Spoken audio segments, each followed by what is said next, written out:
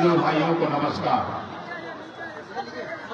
बोलने वाले का इतिहास लिखा जाता है, बोलने वाले का इतिहास लिखा जाता है, किसी गोंगे का इतिहास नहीं लिखा जाता। उसी का नाम असदुद्दीन ओवैसी साहब। मंच में बैठे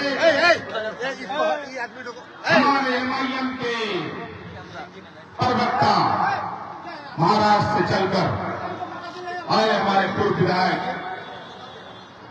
वारिस पठान साहब और बिहार के सदर अख्तरुल इमान साहब, मंच में बैठे इंजीनियर साहब, इश्तियाक बाबू और मंच में बैठे सारे वरिष्ठ नेतागण। सबसे पहले मैं सरवर भाई को बधाई देना चाहता हूं जिन्होंने आज विधिवत सदस्यता ग्रहण किया।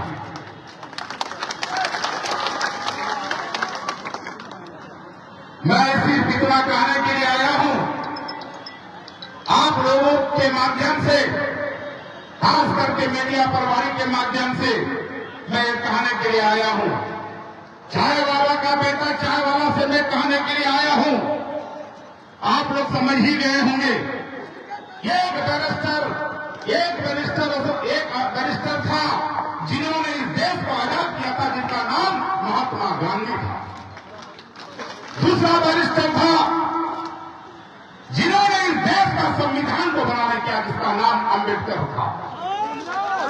और मैं गर्व के साथ कहना चाहूंगा, तीसरा बैरिस्टर जिनका नाम असदुद्दीन ओवैसी था।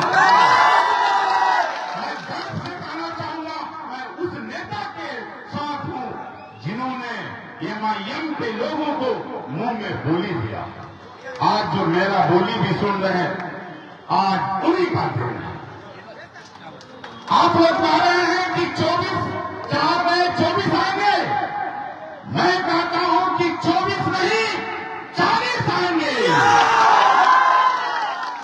और आप लोग कहते हैं कि हमारे बगैर राजन वाले का सरकार नहीं बनेगा, मैं कहता हूं कि हम लोगों का सरकार बनेगा। झारखंड का एक निर्दलीय से जीता था, उन्होंने मुख्यमंत्री बना था। अगर आप 40 सीट दे देंगे तो हम लोग मुख्यमंत्री बनेंगे। लेकिन तय हम लोगों को करना होगा, तय हम लोगों को करना होगा कि हम 40 सीट जिताएंगे कि नहीं जिताएंगे। जिस दिन 40 सीट आप जिताएंगे, उस दिन आपका सरकार भी होगा, आपका नेता भी होगा और आपका काम भी होगा।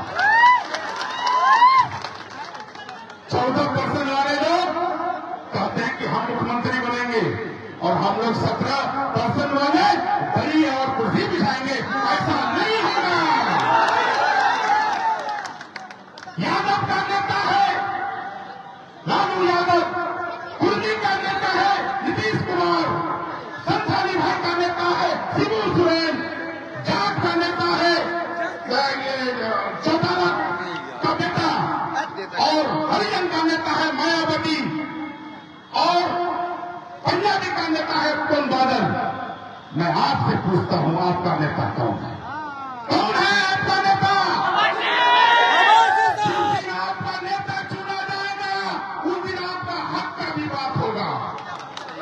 एनआरसी का मामला में आवाज उठाएगा असदुद्दीन ओवैसी साहब, 3 तलाक के मसले पर आवाज उठाएगा असदुद्दीन ओवैसी साहब, हिजाब का मामला में आवाज उठाएगा असदुद्दीन ओवैसी साहब, धारा 370 खत्म करेगा उसके खिलाफ आवाज उठाएगा असदुद्दीन ओवैसी साहब।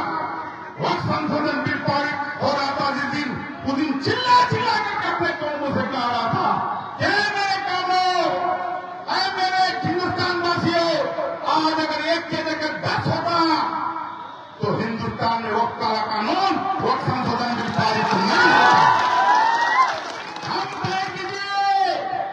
जिस दिन हम और आप मजबूती से खड़े हो जाएंगे, उस दिन आपका कोई भी विरोध में कानून पास नहीं होगा। समझ गए? हम लोग अपने आप को सुधारिए।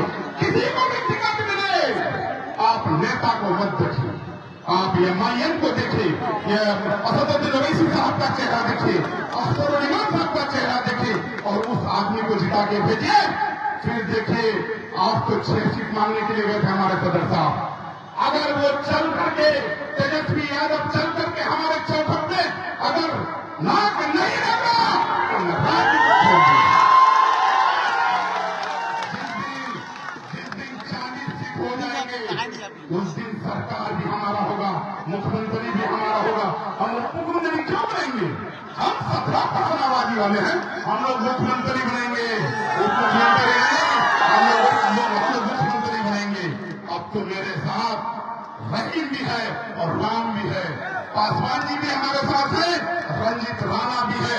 कोई अगर कहता है कि इसे मुसलमान का पार्टी है तो बेवकूफ है। कल तक हम अगर कांग्रेस में थे तो हमारा लीडर सोनिया गांधी था, तो उस समय कोई नहीं पूछा था कि तुम्हारा कौन नेता है, और राजद में कोई है उसका नेता है, और कोई पार्टी में अगर है उससे कोई नहीं पूछा था। आज बैरिस्टर असदुद्दीन नाम है राष्ट्रीय अध्यक्ष का, तो आज मुसलमान का नारा दिया जाता है। हक का आवाज करता है, हक का आवाज उठाता है।